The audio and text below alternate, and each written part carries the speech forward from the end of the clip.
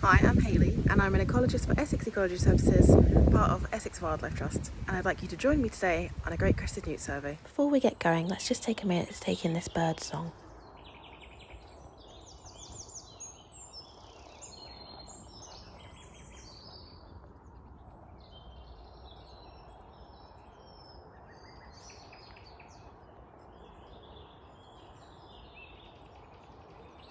So this is a bottle trap. It is a standard method of surveying great crested newts, which you do if you have a licence.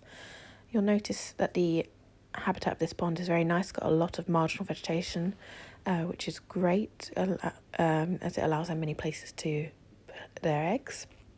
We've actually been surveying this pond for a few years, so we know it has a good population, and this is just a survey to help us continue monitoring great crested newt populations. We don't use this method lightly. I mean, as you can see, there's a hole at the top of the trap. That is to allow any small mammals to get out should they get trapped in there. So it would only be used by licensed individuals who know what they are doing.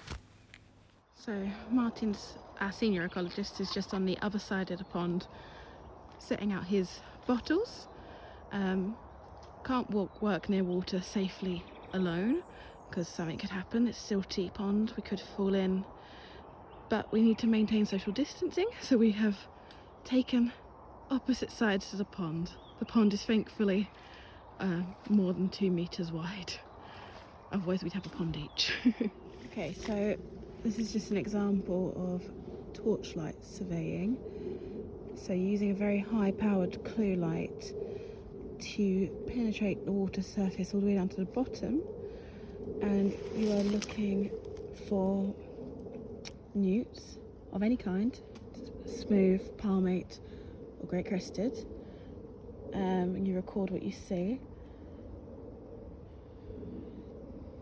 Quite a few of the ponds we've surveyed tonight have been heavily covered in tree pollen, so actually torchlight surveying has been extremely difficult.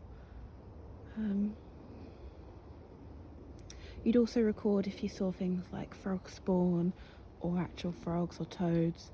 It's all beneficial. So this is a male great crested newt. You can see that lovely silver flash on its tail. Great crested newts have a really nice orange underside to them. When you see a smooth newt later, you'll realise the size difference. So this is a female great crested newt, and you'll notice, unlike the male, she has a orange underside all the way to the base of her tail, unlike the male who had the silver flash. So that's a really good distinguishing feature. It's a really good sight here of the underside of the great crested newts, that really orange belly. Just to demonstrate a bit of the size difference, this is a smooth newt. You can see its skin isn't warty and it is much smaller than the great crested newt.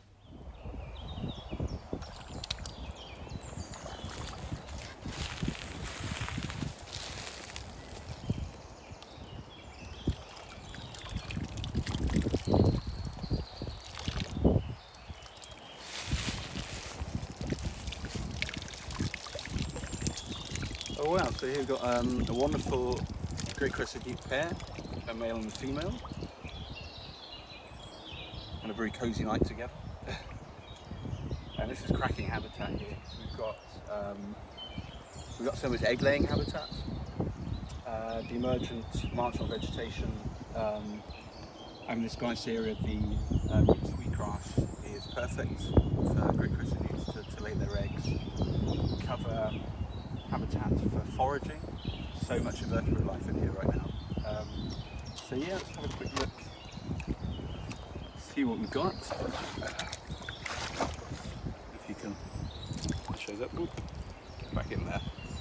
Yeah, so there's a male and female. I think the female is really chunky, and that's nothing to do with what she's been eating. She should be full of eggs right now, and laying hundreds in this lovely lush marginal vegetation.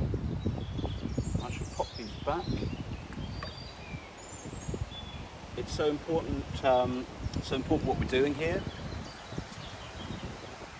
Really, it's keeping check on the population, monitoring great crested newts to see that they're recovering, to see the population's doing well, also seeing that they're hoppers join the population. And we have seen egg-laying behaviour here. We've seen nymphs, which is a really good sign that the population's doing well. They're breeding, which is really what we want to see. Thankfully, there has been some habitat management work, which is really essential, keeping the margins open, making sure it's not overshaded. Really important thing to bear in mind is that we don't use these bottle traps lightly.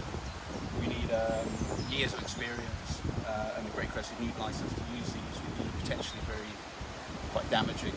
But in this instance, for us, under license, it's a really good way to get a gauge of what they're up to, what the population's doing. See this male kind of crawling out into the margins. So I shall pop this one back, let them get on with it.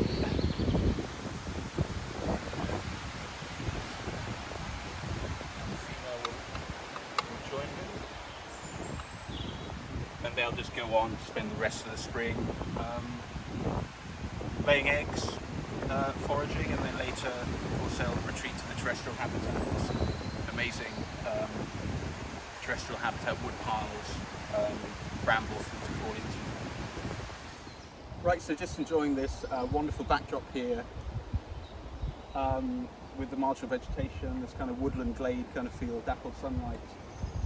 And we've had such a good haul of great crested newts. I think possibly the best we've had in 5 years of monitoring.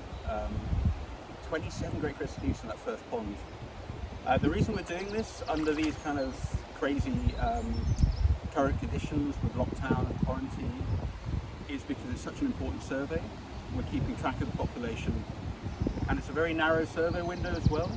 We've only really got April, May into the first part of June. And if it doesn't happen now, it's not going to happen until next year. So we're taking precautions. You can see Hayley is a good distance away. I think she zoomed in. Good 4 or 5 meters.